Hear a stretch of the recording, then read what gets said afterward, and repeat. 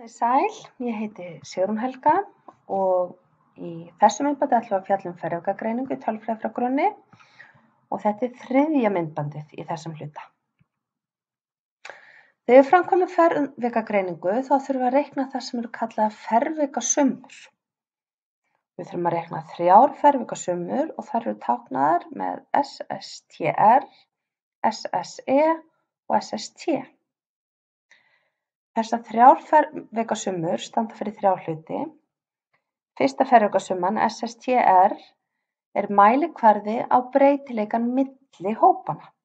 Það er að segja hversu breytileg eru meðaltölin sem við ætlum að bera saman. SSE hins vegar, það er mælikvarði á breytileika innan hópanna.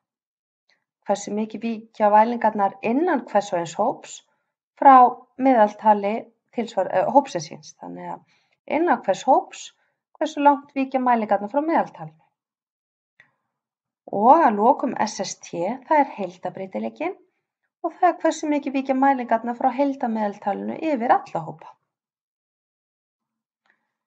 Hér getum við séð þetta mynd, svipað mynd og áður þar sem voru með 3 mismunandi lyf og meðaltöl og mælingar.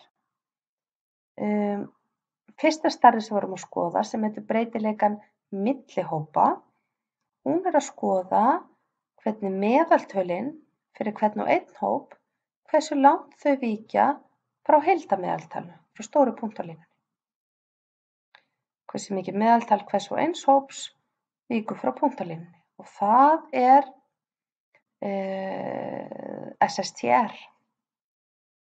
Við berum það aftur saman við mælingarnar hérna á dæmið áður hversu gaman einstaklingar finnst í stærðfræði, borið saman hvort þeir spili, hafi áður spilað eða hafi aldrei spilað á hljóðfæri. Þar erum við hérna með allar mælingarnar og þegar við erum að reikna þetta SSTR þá ætlum við ekkert að pæla í hverju einni mælingu sinn, heldur bara að skoða meðaltölin innan hvers og eins hóps og skoða hversu langt víkja meðaltölin frá heildarmeðaltalinu.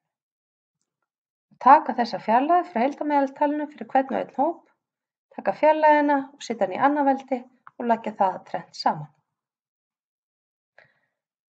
Næsta ferðagasumma sem við ætlum að skoða var SSE og hún var mælikvarðinn á breytileikann innan hópanna. Það er að segja hvernig mælingarnar innan hvers og eins hóps, hversu langt þær víkja frá meðaltali þess hóps.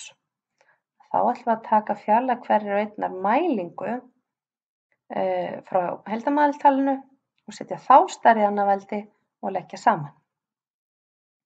Þannig að við berum það saman dæman áður, þá ætlum við núna að gleyma hvað heildarmeðaltalið er, heldur ætlum við að skoða meðaltal hvers og eins hóps og skoða hversu langt mælingarnar víkja frá því meðaltali fyrir hópana 3. Síðasta ferðagasumman sem við ætlum að skoða, það er SST. Þá erum við alveg búin að gleyma þessi einhverja hópar, heldur ætlum bara að skoða hversu langt víkja mælingarnar frá heildarmeðaltalinu.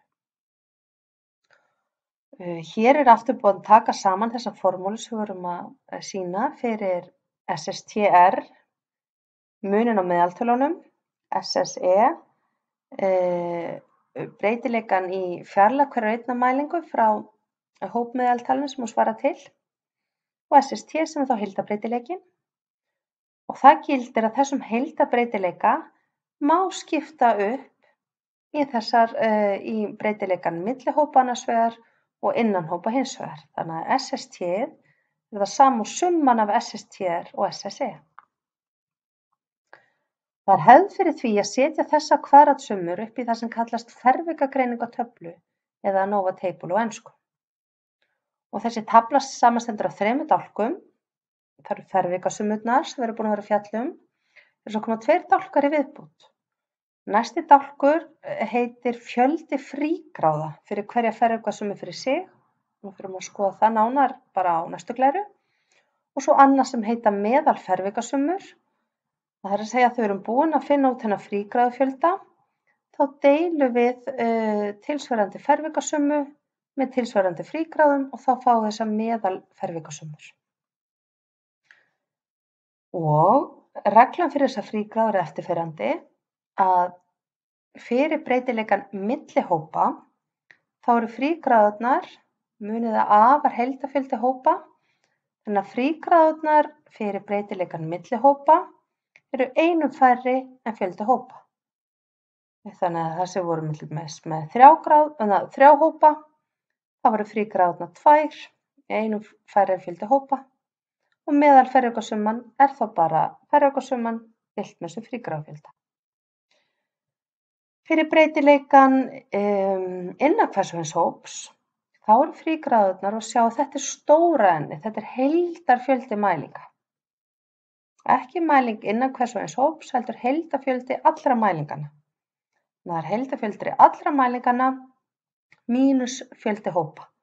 Það er frígráðufjöldin fyrir SSE eða breytileikann innan hvers og eins hóps. Og meðalferjugasumman fyrir það er þá alveg eins bara SSE deilt með n-a. Og svo eru frígráðurnar fyrir heildarferjugasummuna, SST. Það er þá bara einfaldlega summan af hinum tveimur frígráðunum eða stóra n-1, 1 mínus heildarfjöldi mælinga.